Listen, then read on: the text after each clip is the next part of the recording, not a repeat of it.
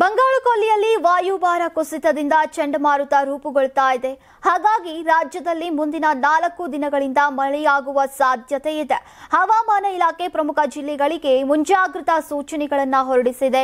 ರಾಜ್ಯದ ಉತ್ತರ ಒಳನಾಡಿನ 12 ಜಿಲ್ಲೆಗಳಿಗೆ ಯೆಲ್ಲೋ ಅಲರ್ಟ್ ಅನ್ನು ಘೋಷಿಸಲಾಗಿದೆ. ಬೆಂಗಳೂರು ನಗರದಲ್ಲೂ ನಾಳೆ ಸಂಜೆ ವೇಳೆಗೆ ಮಳೆಯಾಗುವ ನಿರೀಕ್ಷೆ ಇದೆ ಅಂತ ಹವಾಮಾನ ಇಲಾಖೆ ತಿಳಿಸಿದೆ. ಕರ್ನಾಟಕದ ನೆರೆಯ ರಾಜ್ಯದಲ್ಲಿ ವರುಣಾರ್ಭಟ ಮುಂದುವರೆದಿದ್ದು ಭಾರೀ ಗಾಳಿಯೊಂದಿಗೆ ಮೋಂಟಾ ಚಂಡಮಾರುತ ಅಪ್ಪಳಿಸ್ತಾ ಇದೆ. ಮೀನುಗಾರಿಕೆಗಳಿಗೂ ಕೂಡ ನಿಷೇಧ ಹೇರಿದ ಸ್ಥಳೀಯ ಅಧಿಕಾರಿಗಳು ಎಚ್ಚರ ವಹಿಸುವಂತೆ ಆಂಧ್ರದ ಕರಾವಳಿ ಪ್ರದೇಶದ ಜನರಿಗೆ ಸೂಚನೆಯನ್ನ ನೀಡಲಾಗಿದೆ.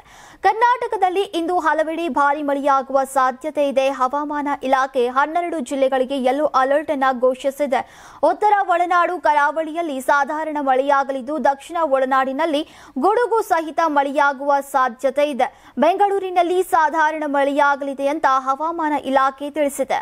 ಉತ್ತರ ಒಳನಾಡು ಪ್ರದೇಶಗಳಾದಂತಹ ಹಾವೇರಿ, ಧಾರವಾಡ, ಗದಗ, ಕೊಪ್ಪಳ, ರಾಯಚೂರು, ಬೆಳಗಾವಿ, ಬಾಗಲಕೋಟೆ, ವಿಜಯನಗರ, ಗುಲ್ಬರ್ಗಾ, ಬೀದರ್, ಯಾದಗಿರಿ ಈ ಜಿಲ್ಲೆಗಳು ಸೇರಿದಂತೆ ಉತ್ತರ ಕನ್ನಡದಲ್ಲಿ 30 ರಿಂದ 40 ಕಿಲೋಮೀಟರ್ ಗಾಳಿಯ ವೇಗದೊಂದಿಗೆ ಗುಡುಗು ಸಹಿತ ಮಳೆಯಾಗಲಿದ್ದು ಹವಾಮಾನ ಇಲಾಖೆ ಯೆಲ್ಲೋ ಅಲರ್ಟ್ ಅನ್ನು ಸೂಚಿಸಿದೆ. ಕೊಡಗು, ಕೋಲಾರ, ಹಾಸನ್ ಮತ್ತು ಚಾಮರಾಜನಗರ ಜಿಲ್ಲೆಗಳಿಗೆ ಆರೆಂಜ್ ಅಲರ್ಟ್ ಜಾರಿಯಾಗಿದ್ದು ಬೆಂಗಳೂರು, ಶಿವಮೊಗ್ಗ, ಚಿಕ್ಕಮಗಳೂರು ಮತ್ತು ತುಮಕೂರು ಭಾಗಗಳಲ್ಲಿ ಸಾಧಾರಣ ಮಳೆಯ ಸಾಧ್ಯತೆ ಇದೆ. ಉತ್ತರ ಕರ್ನಾಟಕ ಮತ್ತು ಕರಾವಳಿ ಜಿಲ್ಲೆಗಳಲ್ಲಿ ಸಹ ಸಾಧಾರಣ ಮಳೆಯ ನಿರೀಕ್ಷೆ ಇದೆ. ಬಂಗಾಳಕೊಲ್ಲಿಯಲ್ಲಿ ರೂಪುಗೊಳ್ತಾ ಇರುವಂತಹ ಚಂಡಮಾರುತದಿಂದ ಒಡಿಶಾ ರಾಜ್ಯದ ವಿಪತ್ತು ನಿರ್ವಹಣಾ ತಂಡಗಳು ಮುಂಜಾಗ್ರತೆಯಿಂದ ಪ್ರಕಟಿಸ್ತಾ ಇವೆ. ಇನ್ನು ಅಕ್ಟೋಬರ್ 27ರಿಂದ ರಾಜ್ಯದಲ್ಲಿ ಭಾರೀ ಮಳೆಯಾಗುವ ಸಾಧ್ಯತೆ ಇದೆ. ಹವಾಮಾನ ಇಲಾಖೆ ಪ್ರಕಾರ ಬಿಹಾರ್, ಜಾರ್ಖಂಡ್ ಮತ್ತು ಪಶ್ಚಿಮ ಬಂಗಾಳದಲ್ಲೂ ಮುಂದಿನ 3 ದಿನಗಳವರೆಗೆ ಭಾರೀ ಮಳೆಯೊಂದಿಗೆ ಬಲವಾದ ಗಾಳಿ ಬೀಸುವ ನಿರೀಕ್ಷೆ ಇದೆ.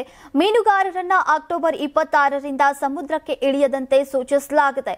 ಮುಂಜಾಗ್ರತಾ ಕ್ರಮವಾಗಿ ಜನರನ್ನ ಸುರಕ್ಷಿತ ಸ್ಥಳಗಳಿಗೆ ಸ್ಥಳಾಂತರಿಸಲಾಗಿದ್ದು ಪರಿಹಾರ ಕೇಂದ್ರಗಳಿಗೆ ಅಗತ್ಯ ಆಹಾರ ಸಾಮಗ್ರಿಗಳನ್ನು ಪೂರೈಸಲಾಗ್ತಾ ಇದೆ.